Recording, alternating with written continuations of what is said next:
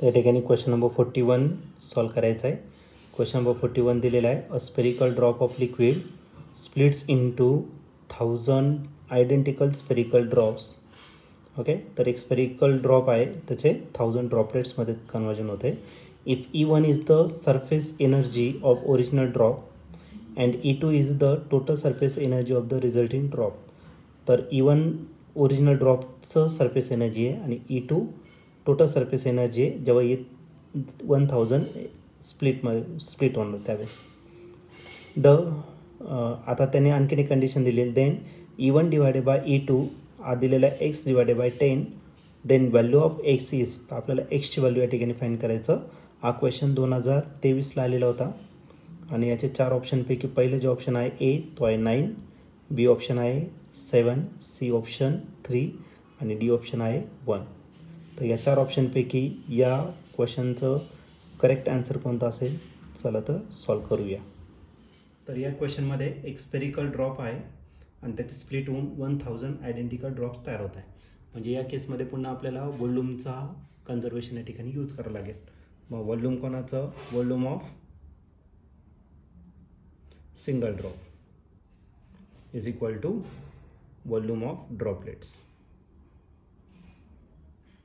n droplets म्हणा किंवा फक्त ड्रॉपलेट्स म्हणते तरी चालेल. ओके, सिंगल ड्रॉप जर घेतला तर त्याचं जे व्हॉल्यूम आहे ते असेल 4/3 πr³ आणि एक सिंगल ड्रॉप जर घेतला तर त्याचा व्हॉल्यूम असेल 4/3 πr³. असे किती आहेत 1000. तर याला 1000ने काय करू आपण मल्टिप्लाय करू. 4/3 π 4/3 π काय आला कॅन्सल, म्हणजे r³ जो असेल तो किती असेल 1000 r³. आता याचं काय करू आपण क्यूब रूट घेऊन टाकू. मग 1000 जो आहे तो कशाचा क्यूब रूट आहे 10चं. मग झाला capital R is equal to 10R. आता याच्यात त्यांना एनर्जी दिलेली आहे. पहिलं E1 कोणाची आहे, मोठ्या ड्रॉपची. E1 मोठ्या ड्रॉपची आहे आणि E2 जो आहे तो काय ड्रॉपलेटची आहे. ओके, एनर्जीचा फॉर्म्युला काय असतो T इंटू सरफेस एरिया. मोठा ड्रॉप जर घेतला त्याचा सरफेस एरिया किती असेल 4π कॅपिटल R². ओके, आणि छोटा ड्रॉप जर घेतला तर T सरफेस टेन्शन असेल आणि त्याचा जो सरफेस एरिया आहे तो काय असेल 4π स्मॉल R². पण हे झालं सिंगल ड्रॉपसाठी. असे किती ड्रॉप्स आहे तर 1000. तर याला 1000ने आपल्याला काय करावं लागेल मल्टिप्लाय. ओके, टी आणि टी काय आला कॅन्सल, 4π काय आला कॅन्सल. अजून एक कंडिशन दिलेलं आहे E1 डिवायडेड बाय E2 जो आहे तो x डिवायडेड बाय 10 आहे. तर E1 आपण E2ची व्हॅल्यू आपण टाकून देणार x डिवायडेड बाय 10 इतकी. ओके, हा राहिला कोणता, तर वरती राहिला कॅपिटल R², खाली राहिला काय स्मॉल R² इंटू 1000. ओके, आता आपल्याकडे कॅपिटल आरची व्हॅल्यू आहे किती 10 स्मॉल r टाकून देतो. 10 स्मॉल r त्याचं काय करायचं आपल्याला square divided by R² into 1000.